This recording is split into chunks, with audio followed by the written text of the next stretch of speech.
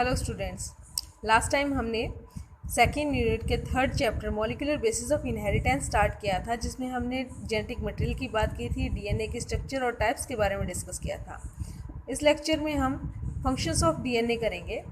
DNA के हमारी body में बहुत ज़्यादा इंपॉर्टेंट रोल्स होते हैं। सबसे पहले हम बात करते हैं जेनेटिक इन्फॉर्मेशन। डीएनए एक जेनेटिक मटेरियल की तरह काम करता है। ये इन्फॉर्मेशन कैरी करता है और उस इंफॉर्मेशन को ट्रांसफ़र करने में मदद करता है एक जनरेशन से दूसरी जनरेशन में। Next, replication. डीएनए के पास एक यूनिक प्रॉपर्टी होती है जिसकी हेल्प से ये अपनी कार्बन कॉपीज़ बना सकता है, रेप्लिकेट कर सकता है। जब सेल डिवाइड करती हैं, चाहे वो मियोसिस है चाहे वो माइटोसिस है, उसमें डीएनए जो हमारा है ये रेप्लिकेट करता है, अपनी कार्बन कॉपीज़ बनाता है। एक सेल से दूसरी सेल में जब इक्वल नंबर ऑफ क्रोमोसोम जाते हैं माइटोसिस में, तो उस समय जो डीएनए है वो रेप्लिकेट करके ही इक्वल नंबर ऑफ क्रोमोसोम्स को ट्रांसफ़र करता है। नेक्स्ट है क्रोमोसोम। जो हमारा डीएनए है ये क्रोमोसोम के इनसाइड रहता है। जब सेल्स में सेल डिवीज़न होता है उस टाइम पे जब कैरियोकाइनेसिस होता है, यानी कि हमारा न्यूक्लियर डिवीज़न होता है, तो हमारे क्रोमोसोम्स जो हैं वो भी एक सेल से दो सेल्स में डिवाइड हो जाते हैं। उस टाइम पे हमारा डीएनए जो है वो क्रोमोसोम के साथ डिवाइड होता है। नेक्स्ट है रिकॉम्बिनेशन।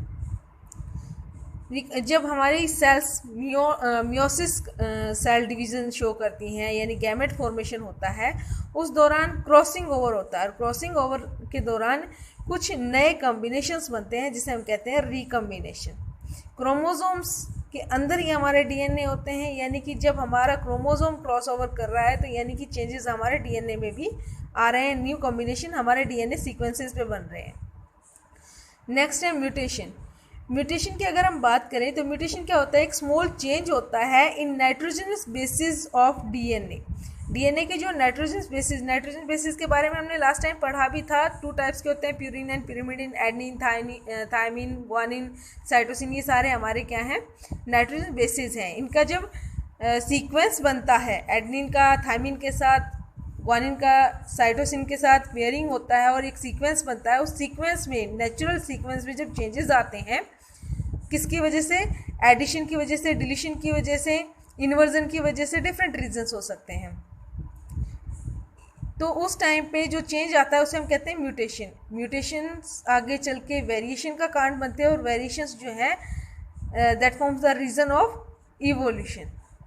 उसके बाद है ट्रांसक्रिप्शन।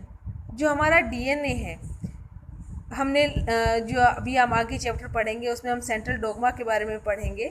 सेंट्रल डोग्मा में पहले भी बताया गया था। इसमें क्या होता है कि जो डीएनए से डीएनए बनता है दैट इज़ रेप्लिकेशन। डीएनए की जो कॉपीज़ बनती है रेप्लिकेशन, और डीएनए से जो डिफरेंट टाइप के आरएनएज बनते हैं वो हमारा प्रोसेस क्या कहलाता है? ट्रांसक्रिप्शन।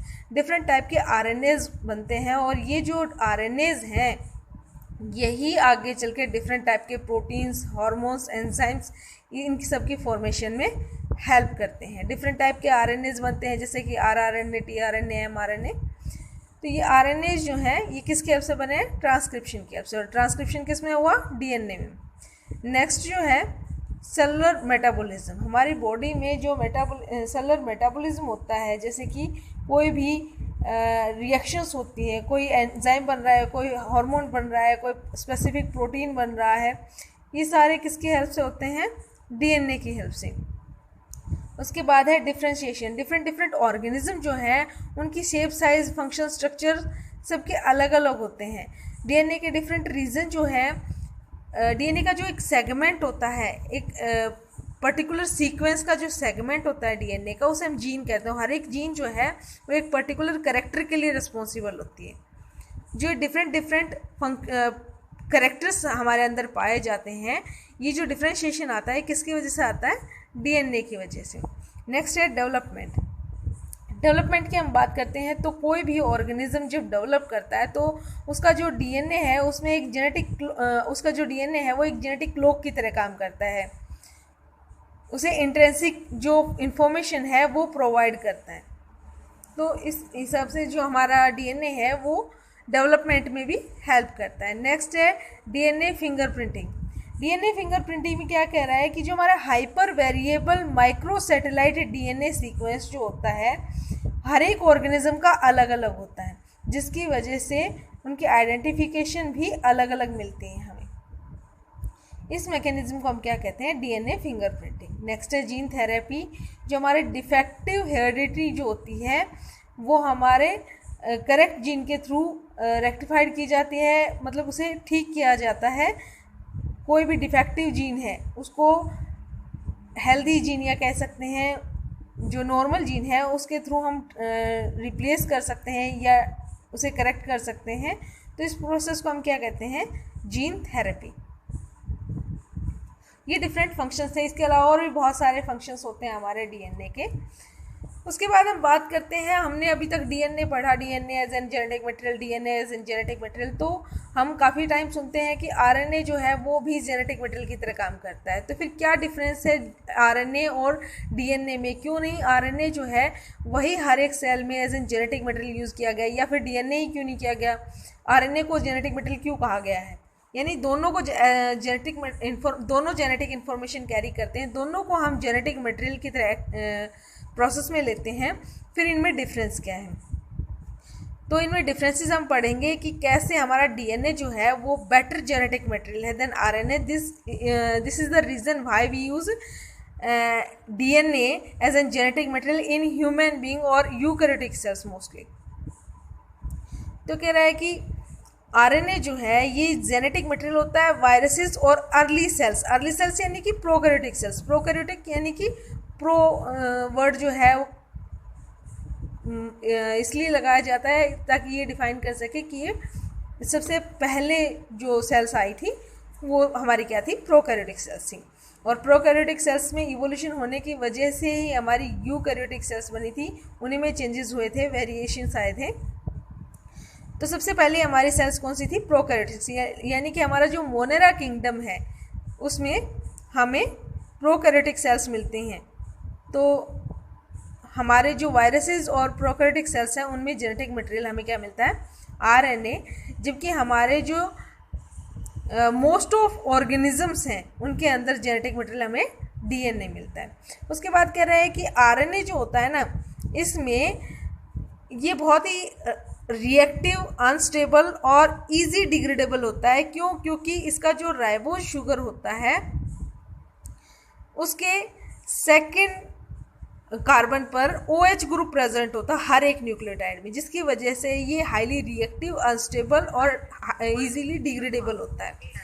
जबकि हमारा डीएनए जो है ये chemically stable, chemically less reactive होता है और स्ट्रक्चरली मोर स्टेबल होता है।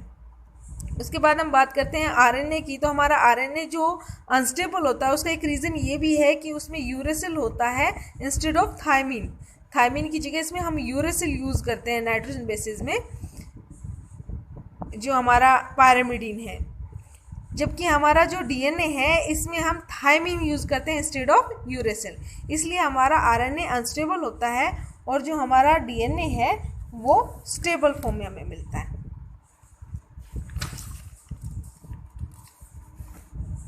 नेक्स्ट क्या कह रहा है कि जो आरएनए है इसमें म्यूटेशन बहुत फास्टली होता है, जबकि डीएनए में म्यूटेशन स्लो होता है।